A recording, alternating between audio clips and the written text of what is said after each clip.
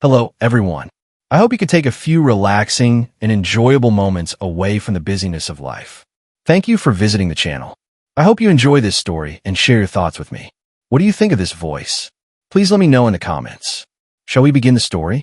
Port Meridian stood at the outer edge of Earth's civilian reach, a broad ring station built for freight, repair, and emergency transit, hanging above the dim blue belt of Horizon. It was not beautiful. It was useful. Hundreds of docking arms reached in a vacuum like blunt iron fingers, and every one of them was busy. Tankers lined up for fuel. Hospital ships took on oxygen pallets. Cargo crews ran sealed containers across gantries that never seemed to sleep. Claire Halden knew the station well enough to read its stress the way a physician read a pulse. Claire Halden was the director of civilian corridor operations for the Earth Rescue Authority. On paper, her work was procedural. She kept evacuation lanes legal, supplied, timed, and protected from administrative collapse. In practice, her job was simpler and harder. She made sure frightened people got out before a bad situation became irreversible. She was at Port Meridian because Horizon Belt was failing. 3 Earth colonies in the belt had taken a sequence of hits too close together. First came a cooling grid collapse on Harrow 9. Then a station-side fire in the refinery arc over Belden. Then, worst of all, a pressure cascade through the old civilian ring at Cindergate, where too many families had already been moved after earlier shortages. The systems had not failed all at once. They had decayed in layers. Oxygen reserves ran low. Medical stores fell behind demand. Freight escorts were pulled to protect industrial assets. Civil order began to thin at the edges. Then the requests for emergency corridor status began to flood every Earth channel in the sector. Claire's immediate goal was clear. Keep Corridor 17 open. Get the first 4 rescue groups into Horizon Belt. Pull out the elderly, the sick, the injured, and any trapped family units. Hold the route long enough to stabilize the evacuation rhythm. If she could do that, people would live who otherwise would not. If she failed, the numbers would turn from grim to unforgivable before the next ship time dawned.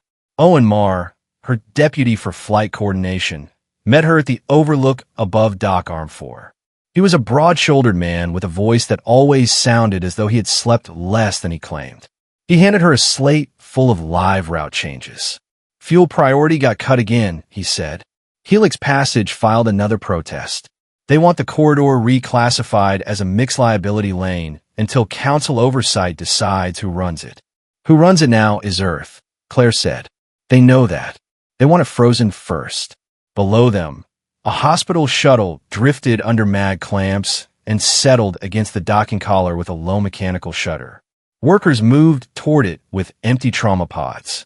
Across the bay, a crew from Earth Medical relayed loaded crates of inhalants and blood plasma into a civilian ferry that had been stripped down overnight to serve as a med-evac transport. Claire studied the traffic pattern. Status on the first convoy: 2 hospital ships, 1 water tender, 3 civilian lifters, 1 repair barge. Escort is light, but enough for debris clearance. If we launch on time, they hit Harrow 9 in under 3 hours and Belden before the oxygen dips below emergency reserve. If we lose the slot, Helix gets their hearing and we sit. Claire nodded once. She knew what we sit really meant. It meant waiting while lawyers named the next set of dead. Port Meridian's command deck was 1 level above the civilian bays and 2 worlds away in tone. The air was cooler, the light softer, and every surface tried to look neutral. At the central table, the station's mixed oversight board had gathered early. Earth administrators sat on one side. Consortium observers sat on the other. At the far end, under the silver seal of the Galactic Council Transit Office, stood the local oversight liaison, a tall Celt official named Raoul Keth. Raoul Keth never raised his voice. He never needed to. Director Halden, he said when she entered, before launch authority is renewed, the board must revisit corridor control. Claire stopped across from him. There's nothing to revisit. Horizon Belt is in active civilian distress. Earth filed for emergency priority. Earth holds the rescue charter for the belt. The corridor is live. Ralketh folded his long hands behind his back. Helix Passage Consortium has challenged Earth's exclusive use under cross-sector burden rules. They argue that a neutral operator can move larger tonnage more efficiently. A Helix representative beside him gave Claire a polite smile with no warmth in it. His name was Darren Solvek, a human executive who had made a career out of translating private profit into the language of system necessity. "We are offering stability," Solvek said.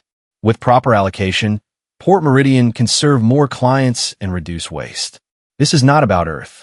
It is about impartial logistics." Claire looked at him for a moment. "The people suffocating in Orzen Belt are not clients. They are civilians." Silence held for a beat. Then Ralketh said, "All the more reason not to let a single interested party control the route." Claire had heard this argument before in cleaner situations, and she disliked it more every time. A civilian route that belonged to everyone belonged, in practice, to whoever could monetize delay. "Convoy 1 launches on schedule," she said. "Any dispute about long-term management can wait until the people who need air have air." Solvek spread his hands. "You see? Emotional framing. This is exactly why the Council needs standardized relief governance." Claire did not answer at once. She had learned years earlier that some men mistook immediate replies for weakness because they needed to feel they controlled the tempo of the room. "What standardized governance produced," she said at last, "was a 6-hour customs hold on our inhalants yesterday, a 2-hour delay on corridor beacon updates, and a fuel reclassification that happened after civilians were already staged for extraction. So if we are listing concerns, add yours." Owen shifted very slightly near the wall, hiding approval. Ralketh did not flinch. "You are turning a coordination review into an accusation." "No," Claire said. "I am identifying the practical results of your review." The station governor cut in before the exchange hardened further. He was an Earth appointee with too little actual power and too much experience managing joint committees. "Director Halden, perhaps you can assure the board that convoy launch will not compromise broader corridor neutrality." "Neutrality is not my first duty here," Claire said. "Keeping people alive is." That answer landed badly with half the table and exactly as intended with the other half. When a meeting broke without a final ruling, Claire did not count it as a win. She counted it as a warning. The real pressure was still coming, and now she knew what shape it would take. She went straight from the command deck to the intake level beneath Dock Arm 2. The station's civilian receiving area had been expanded overnight. The room smelled faintly of antiseptic, machine oil, and the metallic dryness of recycled air under strain. Portable partitions created rough bays for triage, grief support, and identification processing. Volunteers moved with the rigid focus of people who had decided that motion was the only alternative to panic. Dr. Lena Ivers met Claire beside a bank of sealed containers. Lena had overseen battlefield medicine during the border conflicts before moving into civilian trauma work. She carried herself with the calm of someone who had run out of patience for theater years ago. "We have survivors from the scout lane," Lena said, "and 6 confirmed from the ring breach. More inbound." Claire lowered her voice. "Any identity delays?" Lena's expression hardened. The Council Relay sent a temporary directive. All remains recovered under mixed jurisdiction operations are to be tagged under transit numerics until central review. Claire glanced at the containers. "No local release?" "Not unless central confirms." "Families? We can tell them we received remains. We cannot tell them which ones unless we override." Claire felt a familiar coldness settle under her ribs. It was not surprise. It was recognition. "Why now?" Lena pulled up a screen. "The directive cites deconfliction of records, avoidance of duplicate claims, preservation of chain integrity. The usual polished language." "The usual polished lie," Claire said. Lena gave her a look that said she agreed, but preferred precision. "Let's say the language makes delay sound reasonable." Claire moved to the nearest container and rested her fingertips on the edge of the sealed casing. She thought of another room years earlier, another row of transport capsules, and a mother standing rigid with both hands clasped because if she let go of herself, she might stop functioning entirely. Claire's younger brother had died during the Vesta corridor collapse, when a mixed oversight board delayed rescue clearance because Earth and two allied systems could not agree who would absorb liability for damaged commercial lanes. By the time ships were allowed through, the station had already lost half the sectors that still had trapped civilians. Her brother had been a structural engineer, not a soldier. He had stayed behind to keep emergency seals live for families still moving toward the shuttles. Claire had never seen his body.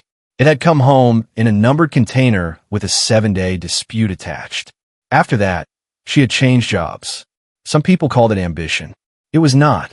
It was refusal. She had promised her mother one thing. Earth might lose time, contracts, and votes in chambers full of polished people.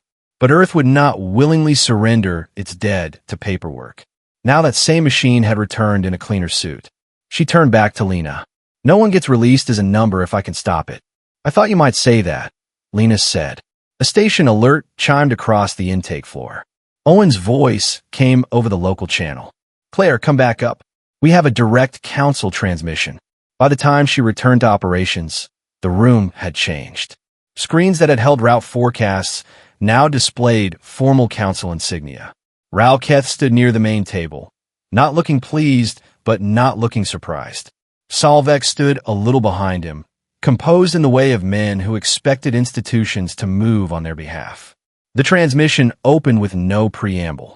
A recorded legal clerk from the council transit office announced the temporary suspension of Corridor 17, pending emergency burden review.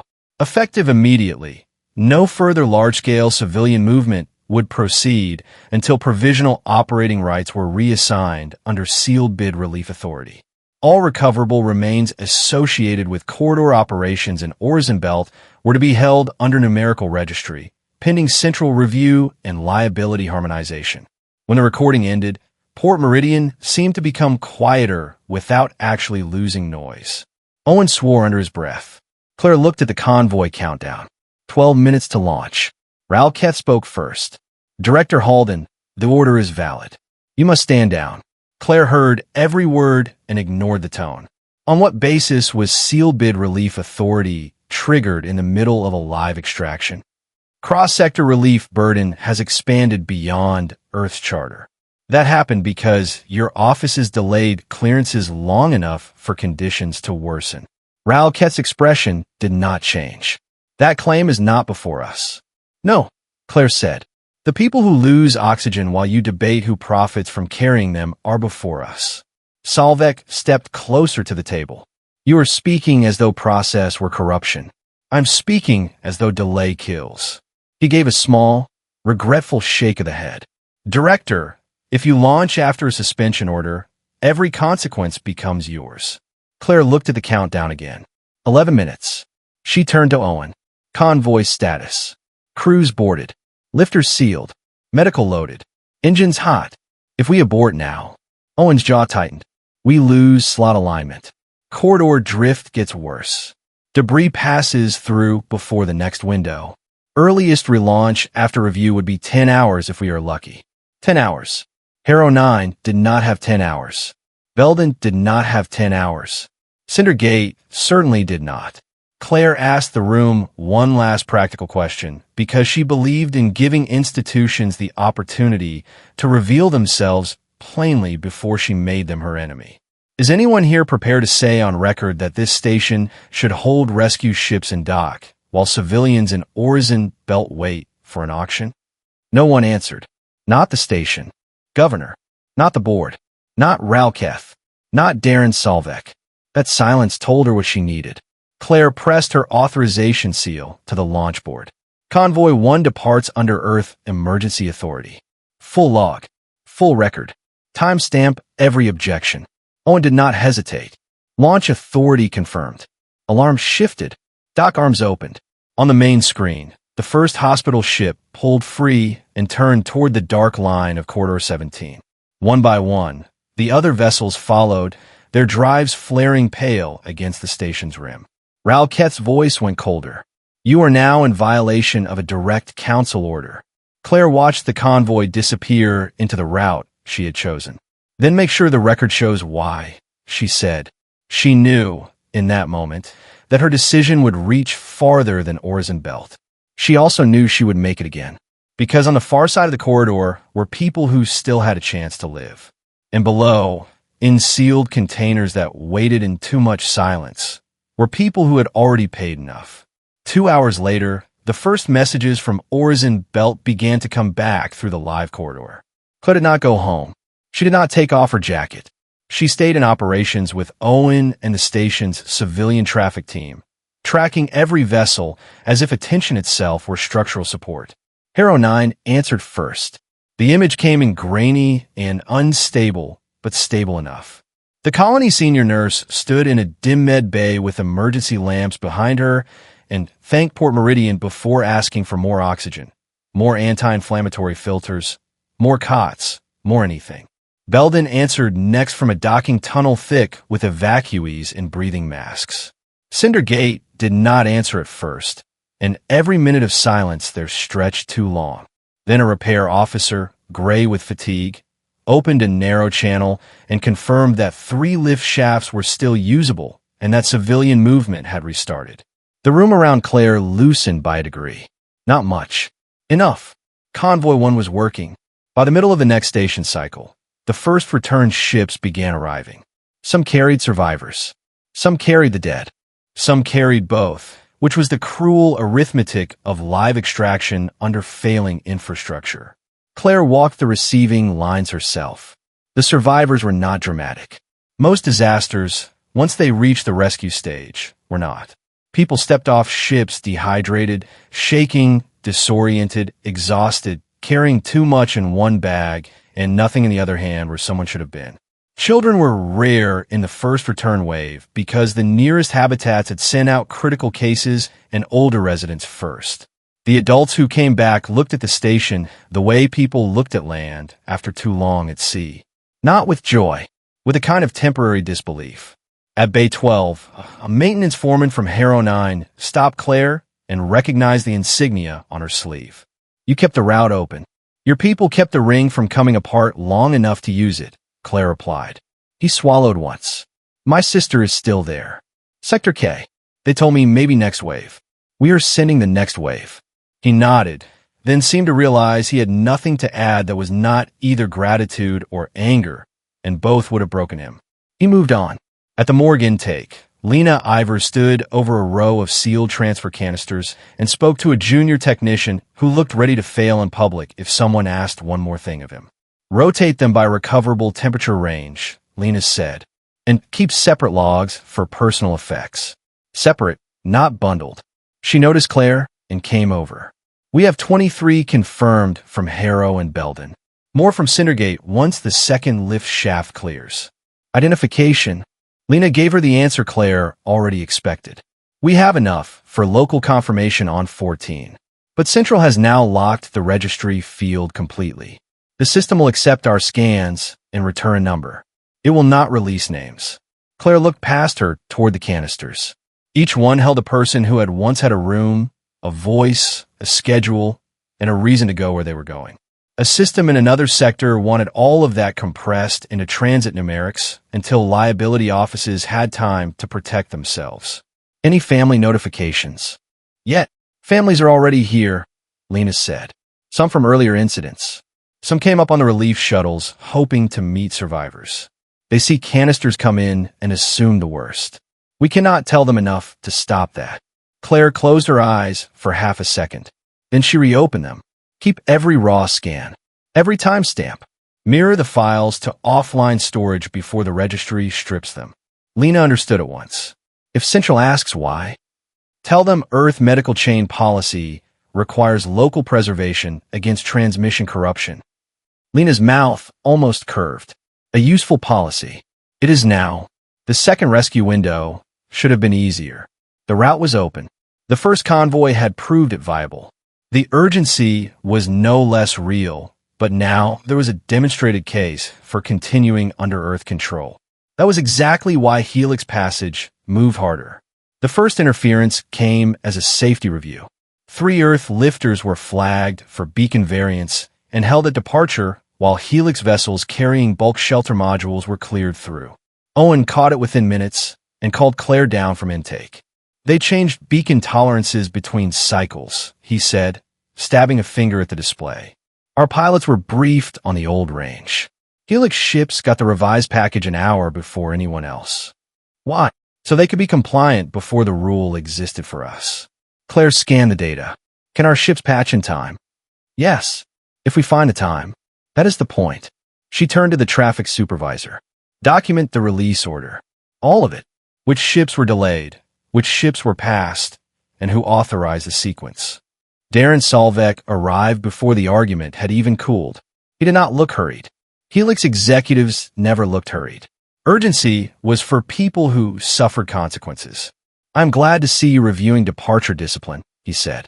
Mixed corridors are safest when no one takes shortcuts. Could it not invite him closer? Did your office receive the revised beacon tolerance package before Earth control? Our crews received operational updates relevant to their registered status. And Earth control did not. I assume. Your liaison chain is investigating. Claire rested one hand on the console so she would not make a more expressive gesture. People are waiting for those ships. And more will wait if this route collapses under unmanaged strain, Solvek said. Director Halden, you are good at crisis language. Helix is good at scalable continuity. That is why the Council wants review. No, Claire thought. The Council wanted plausibility. Helix wanted the route. By the time Earth ships cleared and launched, 37 minutes had been lost. 37 minutes in a corridor operation did not sound like history. It felt like it if you were on the wrong side of air debt. The second interference hit at customs. A cargo hold full of inhalants and emergency pulmonary mesh was impounded for document inconsistency. The documents had been filed on Earth forms recognized by the station for years. Overnight, someone had marked them non-preferred under mixed sector relief rules. Claire went down to the customs floor herself. A clerk from the transit office, pale and terrified in the way of junior officials suddenly visible to important people, repeated the line he had clearly been given. I only enforce current compliance, Director. Who changed the category? Claire asked. The update came from central routing under provisional burden logic. Meaning who? The clerk's throat worked. I do not know. That part was probably true. Claire reviewed the hold order and saw what mattered most. A parallel shipment moving through Helix Authority on the next bay had been granted emergency continuity status despite filing under a different standard. Same emergency, different treatment. She handed the slate back and asked the clerk a question he was old enough to understand, even if he was too junior to answer. When someone dies because the inhalants stayed in a warehouse instead of reaching a damaged ring, what do you think that gets written? The clerk looked at the floor. Release the cargo, Claire said.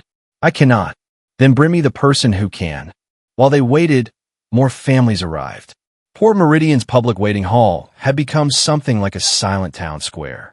There were no chants, no signs, and no fury to make the channels brighter. There were spouses holding service tags in both hands, parents sitting upright out of respect for their own missing children, brothers and sisters replaying old route notices, and people who had already seen enough system language to know that pending review was a cruel sentence if left alone. Claire crossed the hall once on her way back to operations and slowed when a woman in a dark work jacket stood from a bench. Director Halden? Claire turned. Yes. The woman held a folded transit notice and a station wristband from one of the incoming ships. She looked tired enough to be hollowed out. My husband worked coolant maintenance at Cindergate. They told me they recovered remains from his sector, but they cannot tell me if one of them is him. They say the records are under numbers. Her voice held together until the last word. I do not need a speech. I just need to know whether he is waiting in a container under my own species flag and nobody is allowed to say his name. He may be, Claire said, and I'm trying to stop that from becoming permanent. The woman nodded once. She seemed almost relieved by the directness. What was his name? Claire asked. Jonas Vey. Claire repeated it softly. Jonas Vey. The woman sat back down because she had nothing else available to her except waiting. That conversation stayed with Claire after she left the hall. It changed the shape of the problem.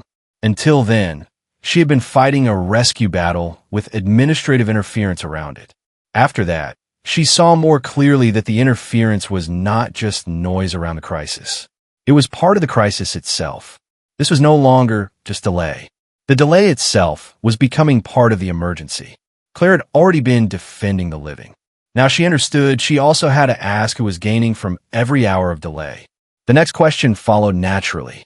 If the delays kept helping the same people, then someone was benefiting from them. That was when her job widened. Keeping the corridor alive and finding who profited from slowing it were now the same fight. That night, with the next rescue departures in motion and the intake hall still full, Claire finally gave herself permission to ask the question she had been postponing. Who was being paid for delay? She took Owen and went into the freight accounting suites beneath the public docks, where most honest systems met most dishonest incentives. Port Meridian's numbers ran through dozens of layers. Fuel surcharges, emergency handling fees, routing taxes, liability pools, mixed operator penalties, and priority access grants. In calm times, the complexity mostly served accountants. In crisis, it gave people places to hide. Earth had one advantage. Its rescue authority had auditors who understood practical fraud better than elegant law. Claire called Evan Pike, an Earth oversight analyst from a locked office that smelled of dust and overheated servers. Evan, I need a live read on every fee increase attached to Corridor 17 since the first distress petition. Pike answered from outside with no greeting. You usually only use that tone when someone has done something criminal or expensive. Assume both. He patched into Meridian's mirror data vault and worked fast. Claire watched lines of numbers scroll across the wall display. There, Pike said after a minute. Emergency routing surcharge rose 12% after the review notice. Liability premium doubled when the corridor was designated mixed burden. Delay penalties for unslotted launches went up. And this is ugly.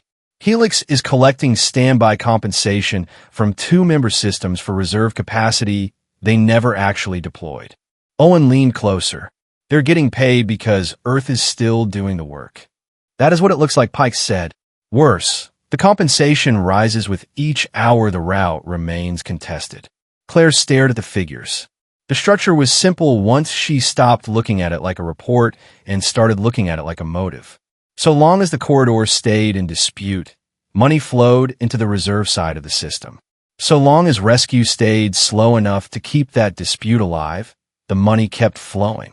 Once Helix took actual operational control, the reserve side would turn into formal access rights. Can you prove intention? She asked. Pike was quiet for a beat. Intention is a lawyer's word. I can prove incentives. Sometimes that is enough. Claire thought of the canisters downstairs. The registry numbers. Jonas Vey, the foreman whose sister was still in Sector K. The inhalants in customs. The beacon tolerance update sent an hour early to the right people. No, she said. Not yet. I need more. The more came from somewhere she had not expected. Near the end of the second station cycle, a message arrived on a private Earth maintenance channel. No signature. No text. Just a file request and a location. Owen looked at it. It could be a trap. It could also be the first honest thing anyone has sent me all day. The location was Archive Vault C, 2 decks below the old repair spine, in a part of Port Meridian that still looked like the original station had looked before mixed sector money polished its visible surfaces. Claire went with Owen and a security technician, but had them wait outside the vault. Inside, rows of physical storage units ran under dim lights. The smell was old insulation and cold metal. A woman stepped out from between 2 archive racks, holding a portable drive in both hands as if she had not decided whether to surrender it or throw it into a furnace. My name is Sarah Knoll, she said. I run timestamp integrity checks for local storage. Claire stopped at a respectful distance. Why contact me? Because I know what happens when files get corrected after grief begins. It was not the answer of a conspirator. It was the answer of someone with a wound. Sarah glanced toward the door and kept talking. I flagged a sequence of alert relays from Orzenbelt. They were delayed, relabeled, and re-injected into the station log under lower urgency tags. I filed an internal discrepancy. 2 hours later, my access was reduced and the discrepancy vanished from the review queue. You copied the original records. Sarah lifted the drive. I did, because my brother died on Iden Station 7 years ago under a numbered hold. By the time anyone admitted the wrong people had been listed as unconfirmed, his burial window was gone. Claire felt the room sharpen. What do the records show? Sera swallowed. The first high-grade structural warnings from Harrow and Belden arrived almost 19 hours before central escalation. The pressure instability at Cindergate was visible 11 hours before public declaration. Somebody slowed the chain. Owen, still outside, tapped the doorframe once.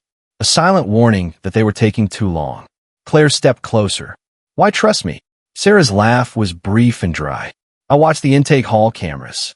The families are still waiting, and your people still say their names. Claire took the drive. When she returned to operations, the route fight and the registry fight no longer looked separate. One delayed help for the living. The other delayed clarity for the dead. Together, they bought time for the same machine. Claire could finally see the shape of it. The rescue battle and the evidence battle were now the same fight. She did not yet know how far up that chain went, but she knew enough to become dangerous. The evidence on Sarah Knowles' drive was not dramatic in the way popular tribunals imagined revelations. No single message said, "Let civilians choke so the bid goes higher." Systems that large did not incriminate themselves in complete sentences. What the drive contained was more dangerous than confession. It showed order, timing, and advantage lining up too neatly to ignore. A high-grade structural alert from Harrow 9 marked urgent and time-coded 19 hours before public escalation. A station risk memo from Belden warned of oxygen reserve failure if civilian transfer did not begin immediately. A sealed maintenance report from Cindergate noted a pressure instability in Ring 4 and advised preemptive depopulation of 3 sectors. Each file had passed through Meridian's local relays. Each file had then been downranked, held, or rerouted before central review. Claire spent half the night with Evan Pike and Sarah Knoll reconstructing the path on an isolated system. Owen handled the live corridor, while Lena preserved morgue scans offline. Everyone on Claire's side now had 2 jobs. Keep people alive, and keep the truth from being laundered. By ship-time dawn, the pattern sharpened. Alerts had not simply wandered into bureaucracy. They had slowed at nodes tied to provisional burden review and reserve capacity funding. The same administrative cluster that stood to benefit from a contested relief lane had also touched the files that turned an emerging crisis into a recognized emergency. Evan Pike leaned back from his screen and rubbed his eyes. This is enough to prove manipulation. Manipulation of what? Claire asked. He looked at her. Of timing, which in a rescue operation is almost everything. Claire stood and walked to the viewport behind the workstations. Beyond the glass, Port Meridian's outer ring moved in a slow arc against the stars. Rescue ships continued to depart along Corridor 17, but every departure now carried more than cargo. Each launch was another argument in a fight that had stopped pretending to be about efficiency. She thought about the route in simple terms, because simple terms were often the most honest. If a crisis was recognized early, Earth moved first and civilian rescue stayed under Earth authority. If recognition came late, burden expanded, private reserve systems activated, and the route became contestable. Once the route became contestable, Helix Passage earned money before lifting a single body out of danger. If the dead remained unconfirmed long enough, no one had to answer quickly for why the situation had worsened before action came. With the living, the system sold time. With the dead, it sold ambiguity. That sentence sat in her head until she said it aloud to the room. No one disputed it. Claire slept for 54 minutes in an unused supervisor's office, then woke to 3 new problems. The first was operational. Corridor 17 had become harder to hold because private carriers from 2 member systems were filing reserve claims, clogging route planning with ships that did not intend to fly unless the auction closed in their favor. The second was public. A council-backed commentator on the intersector channels had branded Earth rescue conduct emotionally selective and politically theatrical, which meant the media phase had begun in earnest. The third was legal. A sealed, packet waited on Claire's desk when she returned to operations. It bore the crest of the Galactic Council Oversight Chamber. She broke the seal. By formal order, Director Claire Halden was summoned to appear before the Oversight Chamber to answer charges related to unlawful continuation of a suspended corridor, interference with mixed jurisdiction transit neutrality, and unauthorized obstruction of centralized registry protocols governing remains recovered in cross-sector operations. She read the order twice, not because she had missed anything, because she wanted to know whether it had the audacity to sound as polished on the second reading as on the first. Owen came around the desk and read over her shoulder. That was fast. They were always going to move fast once the route held. They're bringing you in as a discipline case. They're bringing Earth in as a discipline case, Claire said. I just happen to be the shape they can place in the chair. The room around them remained busy. No one paused because one more order had arrived. People under pressure rarely had time to be impressed by the next layer of it. Lena entered from intake holding a slate full of registry flags. We have another problem. Claire did not bother pretending surprise. Say it. Several numerical assignments from the first return wave have been altered. Same remains, different index branches. The chain is still there, but someone has rebucketed them by a sector liability instead of original recovery point. Claire took the slate. The pattern showed itself quickly once she knew to look for intention instead of error. If a body recovered during a delayed response was reassigned under a broader sector liability grouping, the precise timeline of rescue failure blurred.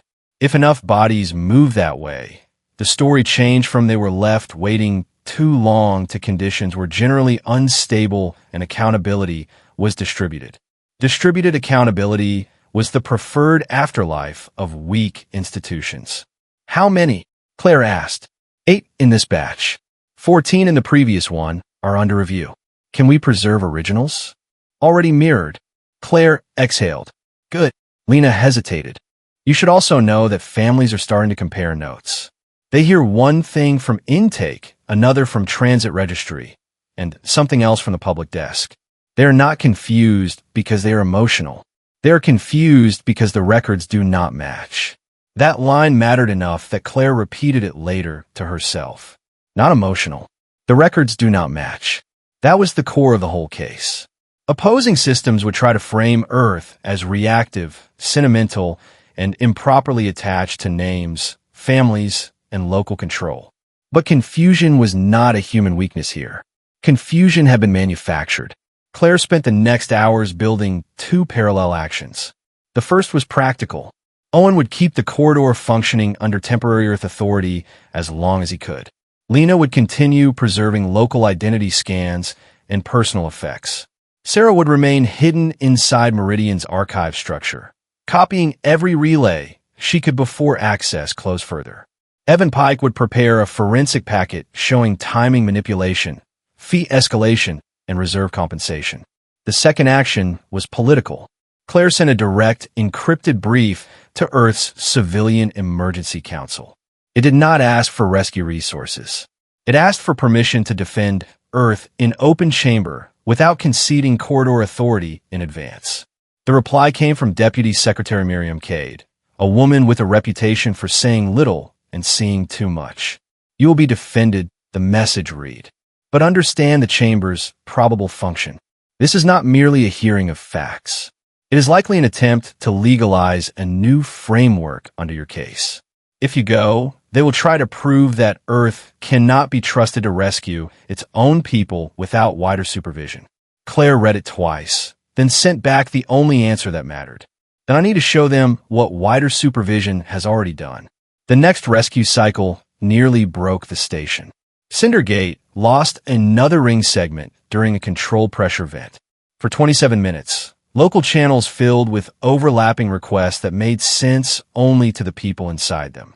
Dock access, fire break, shuttle clamp failure, medical triage, child insulin shortage, elder care lift jammed, water stack contamination. The practical details of a failing civilian habitat were always uglier and smaller than speeches allowed. Claire stayed in the center of that storm until she remembered, forcefully, that she could not be both the field commander and the witness in the same hour. She handed launch sequencing to Owen and went down to intake, where the direct consequences of delay could be seen more clearly than in any control room. At Bay 9, a return lifter opened its hatch to release a soft wave of overheated air. 3 medical teams rolled in. So did 6 canisters under sealed field tags. A rescue pilot stepped out last, helmet under one arm, streaked with soot and coolant grime. Director Halden? Claire crossed to her. Report. We reached Ring 4 late because beacons on the Helix side redirected our approach twice. Lost 12 minutes rerouting around debris. The pilot's mouth tightened. We found civilians in the west spine who were already unconscious. We pulled who we could. There are more waiting in Sector K. But if they lose the backup pumps, next trip becomes body retrieval. Claire looked at the canisters. The pilot saw where her eyes went and answered the unasked question. 2 Earth engineers, 1 cargo steward, 1 nurse, 2 unknown pending kit trace. One of the engineers kept a secondary seal live long enough for us to get 27 people through. He was dead when we reached the manual controls. Names, Claire thought, not numbers. Later that same cycle, she went through the waiting hall again. The families had expanded beyond the original benches into a second row near the information glass. Some people slept sitting up. Others held cups gone cold. One old man wore a faded utility jacket from an earth mining union and stared at the station floor as though listening for footsteps from another year. Claire recognized Jonas Vey's wife immediately. She was still there. So were others now. A father from Belden. 2 sisters from Harrow. An older woman whose daughter had worked pediatric nursing on Cindergate. A group of off-shift dock workers. From Earth who had come only because one of the missing had once served with them and no one should wait alone in a transit hall. No one asked Claire for promises. That was worse than demanding them. It meant they knew too much about systems to believe in soft assurances. One of the sisters stood as Claire passed. They told us names might be held for central review. How long is central review? Claire could have said she did not know. She answered more honestly. As long as people with clean hands want it to be. The sister studied her. Are you going to let that stand? No. That answer spread more quietly than a broadcast and more effectively than a speech. The hall did not become hopeful. It became steady. Sometimes steadiness was stronger. By the time Claire left for the Galaxy Council, the corridor was still alive, but only just. Owen met her in the departure tube with an operations packet and a face set too hard. I still think they should have sent a chamber lawyer. They would have sent one if the hearing were about law. He gave her the packet. You have route logs, fee ladders, customs holds, relay timing, and preliminary identity tampering. Sarah pulled another set of relay edits before she had to disappear. Where is she now? Safe enough. For the next day. Claire nodded. And you? Busy enough not to think about whether this station becomes the model for every future rescue fight. At the last checkpoint before boarding, Lena caught up with Claire carrying a small sealed envelope. Real paper, not a data wafer. What is this? Claire asked. Names, Lena said. Claire frowned. Of whom? Of everyone we have locally confirmed so far and not yet been allowed to release. Not for public record. For you. Claire opened the envelope and saw a handwritten list. Not long. Too long. Lena held her gaze. When they start talking in the chamber about registries, chain discipline, burden harmonization, and neutral handling, I want you to remember exactly what they are trying to abstract. Claire folded the paper and placed it inside her inner pocket. I will not forget. Lena's expression did not change much, but the meaning was clear. No, I think that is the whole reason they are afraid of you.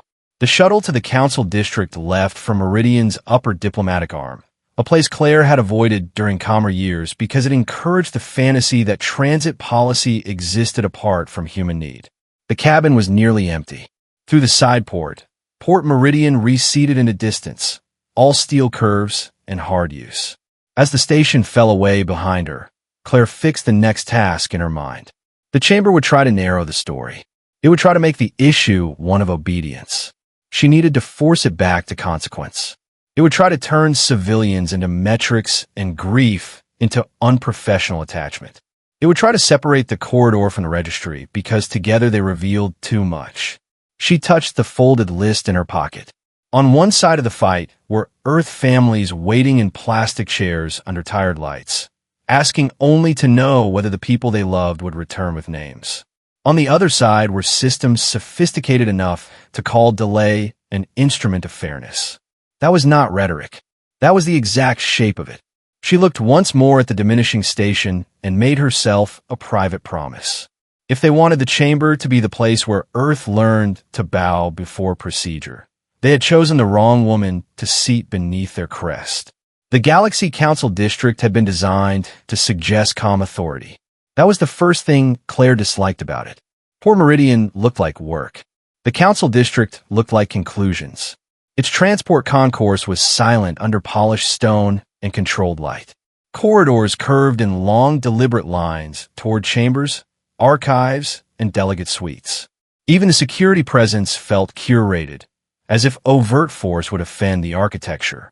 Claire arrived under escort carrying a legal packet, an operations file, and the folded list Lena had given her. None of those items matched the place. That was one reason she trusted them. Earth had sent representation after all, though not to take her place.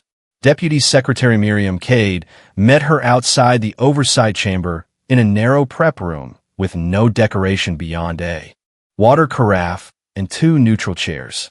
Cade was older than Claire by perhaps 15 years, dressed plainly, and carried herself with the composed impatience of a woman who respected only necessary drama.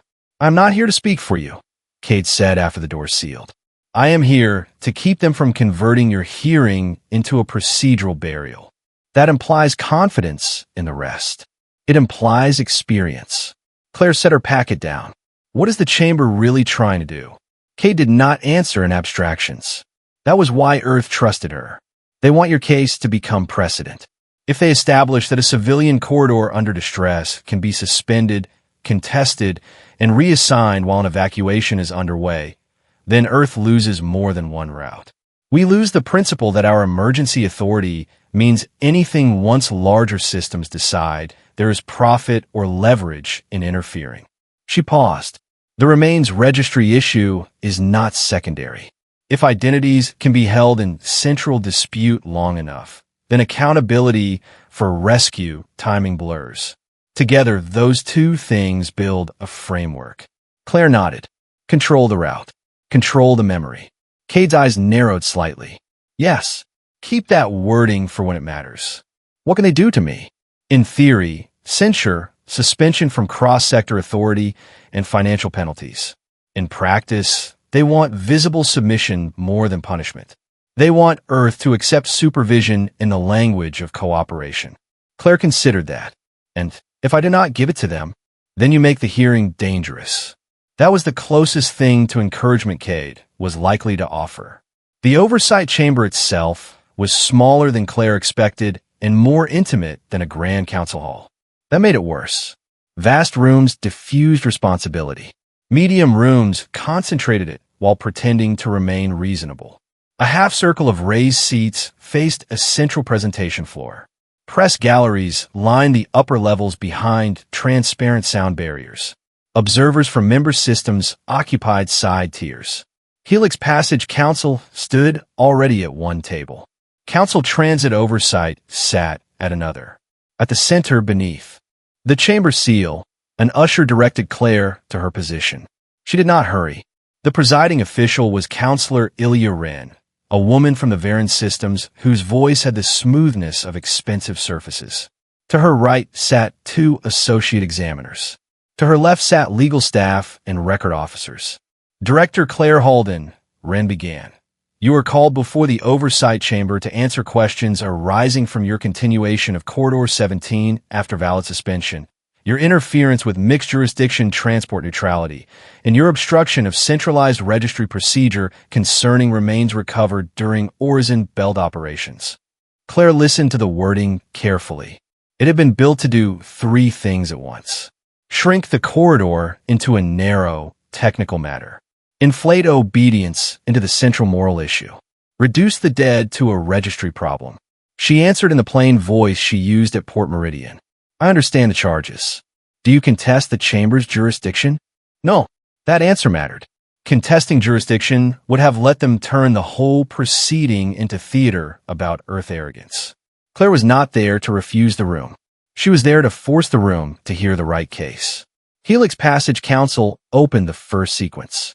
A narrow-faced advocate named Saran Volek stood and presented a brisk timeline emphasizing the suspension order, Claire's launch decision, the resulting market disruption, and the uncertainty introduced into mixed-sector relief planning. He spoke with the flawless certainty of a man who had practiced sincerity without requiring belief. Director Halden acted unilaterally, he said. Her choice privileged one operator's emotional assessment over a neutral transition process intended to maximize total corridor benefit. Claire almost smiled at the phrase total corridor benefit. It sounded as though people had been replaced by cargo algorithms, and no one expected to be challenged on it. Council Transit Oversight followed with its own advocate, Inris Sol, whose strategy was colder. Sol did not accuse Claire of malice. She accused Claire of professionalism without discipline. Emergency. Contexts do not relieve operators of their duty to integrated governance, Sol said. Indeed, they heighten it. Director Halden inserted local sentiment into a multi-party burden environment and undermined trust in central mechanisms intended to protect all participants. That was the frame they wanted the room to hear. Claire disobeyed procedure. Claire let local feeling override neutral order. Claire needed the room to hear something else.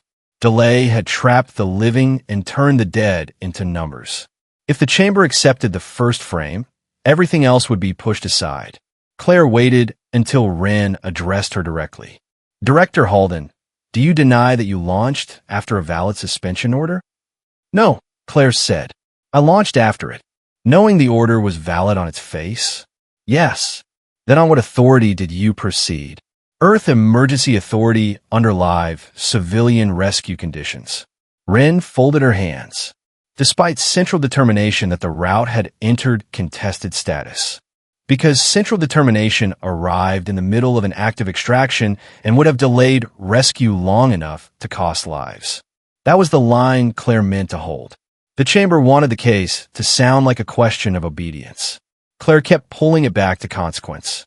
They tried repeatedly through the first hour to make the matter purely procedural. Did Claire receive the order? Yes. Did she know a review was pending? Yes. Did she understand that mixed burden routes required broader consideration? Yes. Had she independently released rescue assets? Yes. Each answer, taken alone, supported their case. Claire gave those answers anyway, because she needed the room to see what the chamber was trying to build. Then, each time, she added the part they wanted minimized. Yes, I launched because Harrow 9 had less than a cycle of oxygen reserve. Yes, I knew review was pending because review had already delayed medical freight and beacon updates. Yes, the route was contested because private parties were positioning to profit from reserve activation in the middle of civilian extraction. The chamber wanted a simple story. Claire broke that simplicity every time it appeared. At first, the chamber resisted every attempt to widen the scope. Counselor Wren asked for discipline. Inris Sol objected to relevance. Helix Council requested that unproven operational grievances be excluded from the core question of compliance. Claire expected all of that. The first true shift came when Cade, seated in Earth's observation position rather than at the floor, invoked a right of contextual clarification under intersector emergency review. She did not ask permission.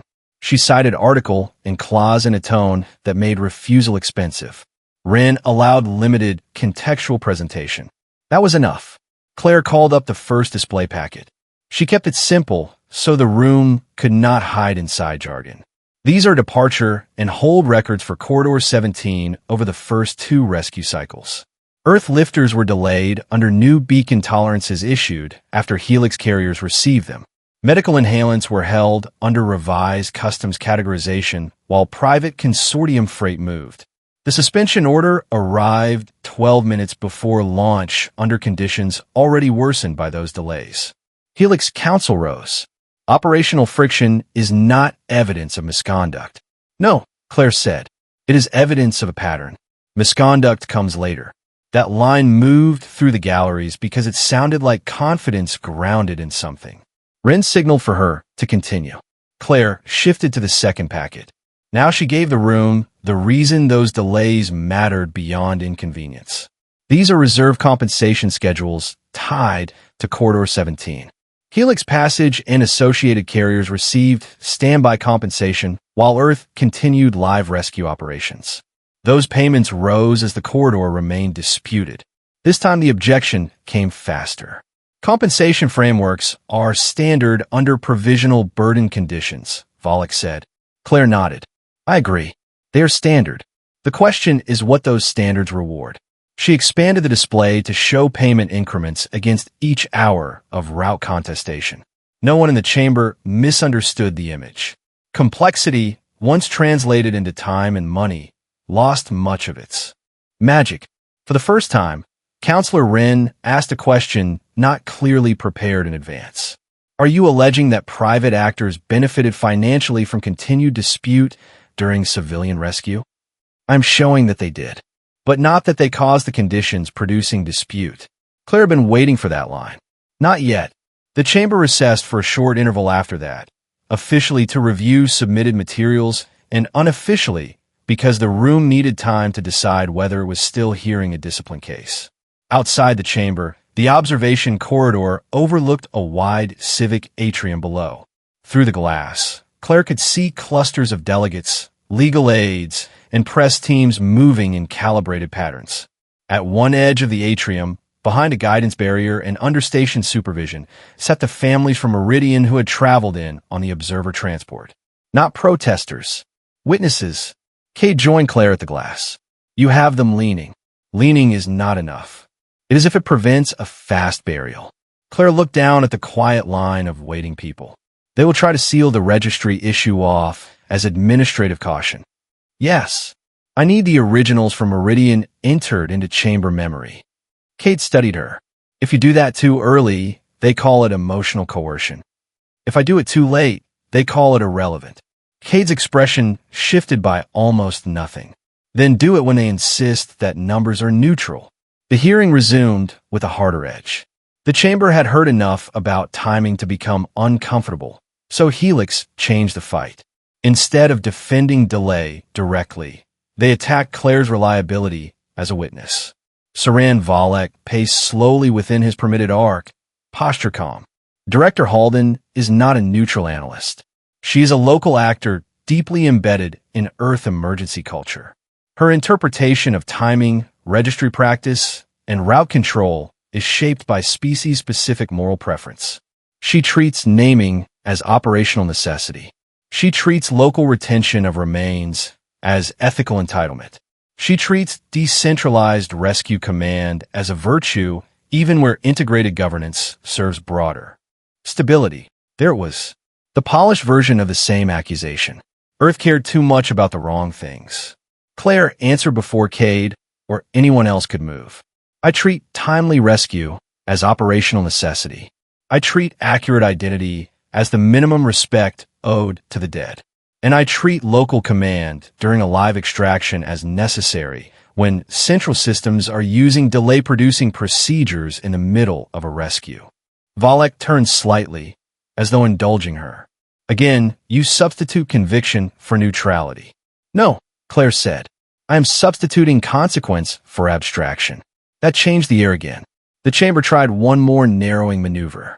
Inrisol called the identity issue separate from the corridor issue and urged the examiners to reserve registry concerns for later administrative review. That was exactly the split Claire had expected. If they split the issues, the hearing could become simple again. Claire broke procedure, and the dead could be discussed later as a separate paperwork problem. The larger system would stay untouched. She asked for permission to submit an integrated exhibit. Wren hesitated, then granted it. Claire opened the third packet. This was the point where she had to join the corridor and the registry back together. It began with alert relays from Orzenbelt, restored from the archive chain Sarah Knoll had copied. She displayed the original timestamps and the altered ones side by side. She walked the chamber through them slowly because people listening by ear needed sequence, not speed. First alert. Hero 9, structural stress. Logged locally at one time. Advanced centrally at another. She let the room settle on that. Second alert. Belden oxygen, reserve warning. Same pattern. Then the third. Third alert. Cinder gate pressure instability. Same pattern. Then she moved to route holds and customs delays after official escalation. Then to reserve compensation increases linked to disputed corridor status. Only then did she turn to the remains registry. Several numerical assignments had been changed after local identification scans, but before releasable confirmation. Recovery points were broadened. Times were redistributed. Distinct cases were grouped. Taken one by one, each step could be made to sound technical. Put together, they told a different story. With the living, the system delayed response long enough to expand burden, trigger reserve compensation, and make Earth control contestable. With the dead, the system delayed confirmation long enough to blur where failure happened and who waited too long. These are not separate administrative accidents. They reinforce each other. Silence followed. Not the silence of agreement. The silence of a room forced to hear its own structure described with too much accuracy. Valek recovered first. That is an interpretation. Claire looked directly at him. No, it is a timeline. Rin turned to the registry officers. Were local identity scans altered after submission? One of them answered too cautiously, which in that room meant yes. Certain numerical branches were harmonized for chain continuity under mixed sector rules. Harmonized, Claire repeated. That is the word used when the dead become easier to file than to face. Inrasol rose quickly. This hearing is not a memorial exercise. Claire reached into her inner pocket and took out Lena's folded list. No, it is a hearing about whether your systems are allowed to erase people by calling it order. Rin warned her on procedural grounds. Claire accepted the warning. Then she used the narrow space still available. I'm not asking the chamber to grieve. I am asking the chamber to recognize what central registry practices are acting upon. She read the first name, not loudly, clearly. Ariel Dos, flight medic, returned from Hero 9 after transferring 2 oxygen-critical civilians and died on the second docking pass when a damaged hatch vented during manual seal. Then the second, Jonas Vey, Coolant maintenance worker at Sindegata, recovered from the affected sector after delay and entered local chain under his own name. Reassigned to numerical branch pending harmonization.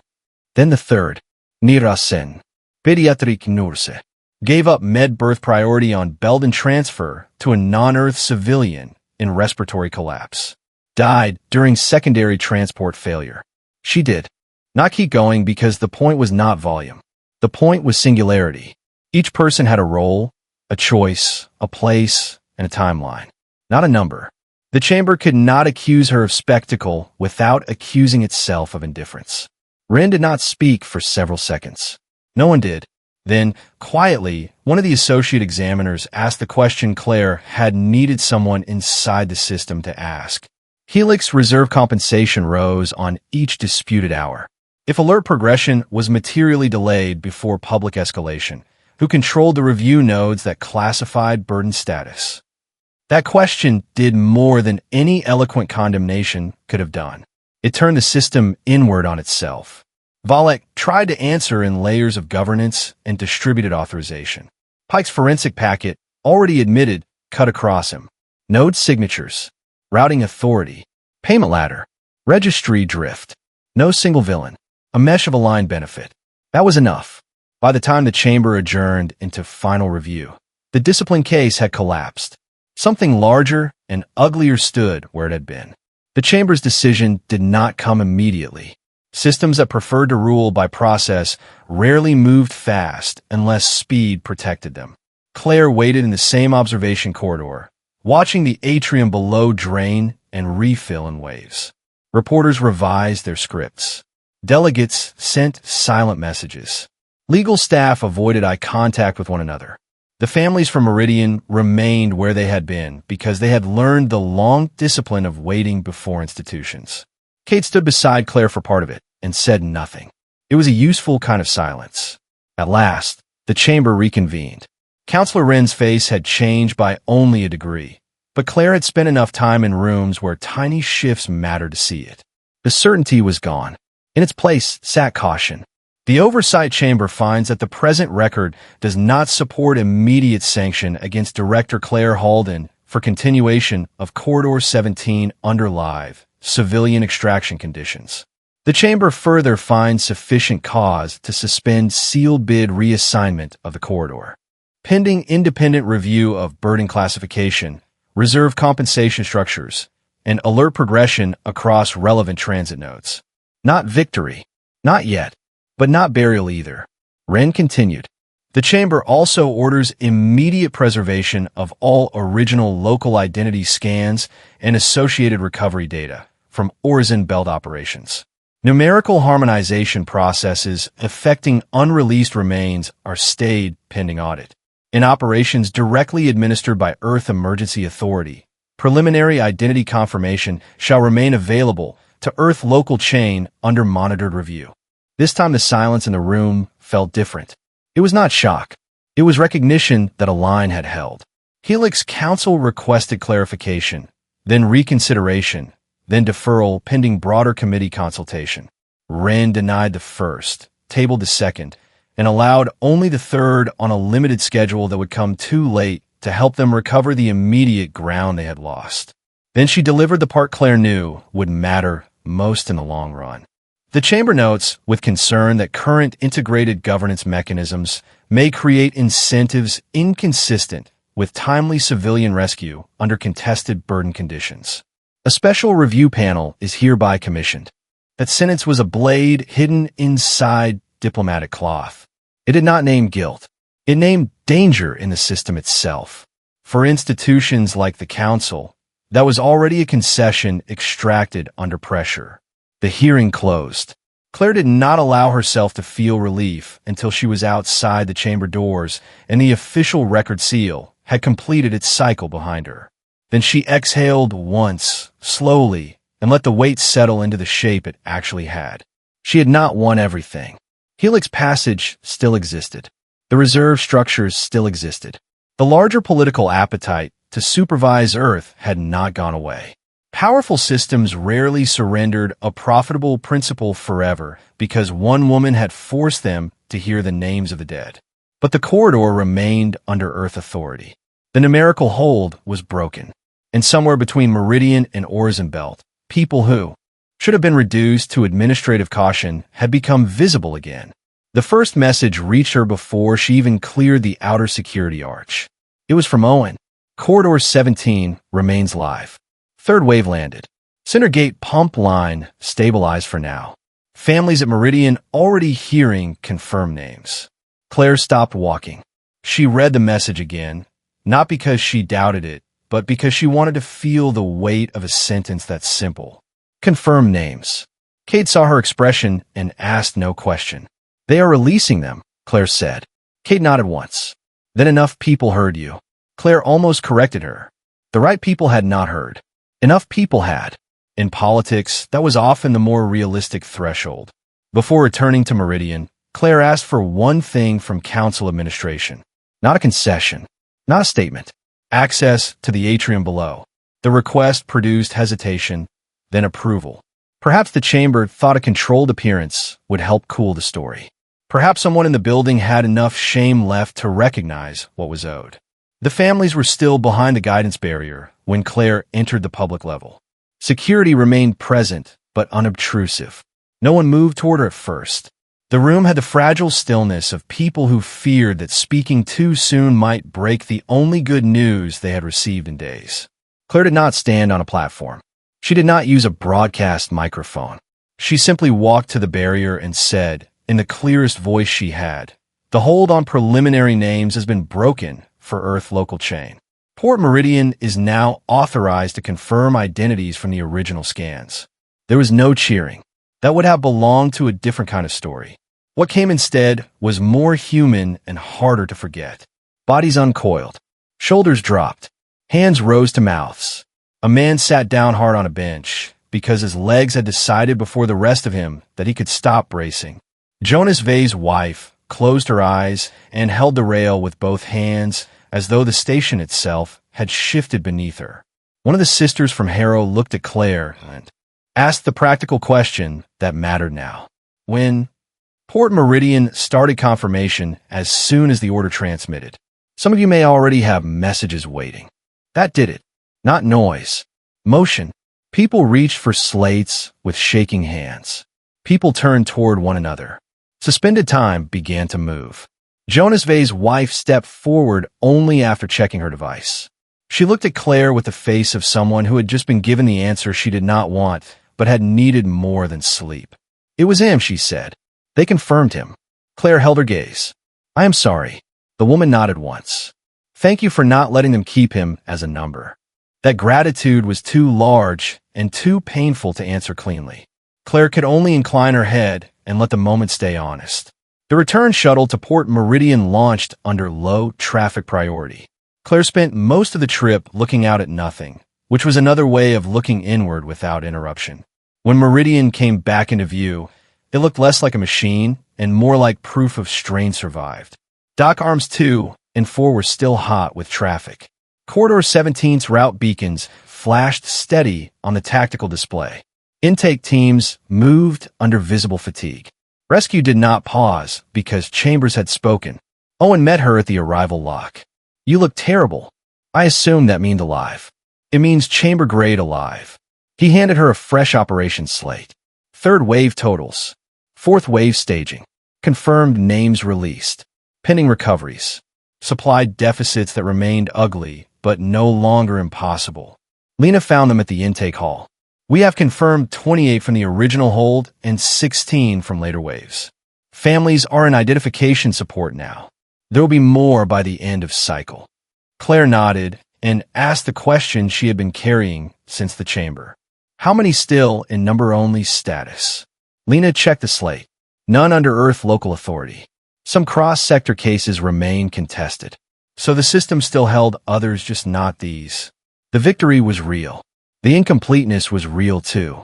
That evening, after the latest departures cleared, and the waiting hall began to thin for the first time in days, Claire walked alone through intake. The canisters were still there, fewer now. The benches were still there, half empty.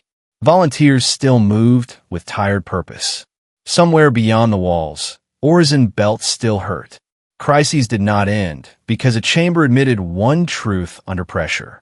She stopped near the information glass where so many families had waited and looked out toward the freight spine. Port Meridian had not become noble. The Council had not become wise. Helix Passage had not become harmless. What had happened was narrower and more important. A larger system had tried to teach Earth that rescue must wait for permission and that the dead must wait for naming. Earth had not accepted either lesson.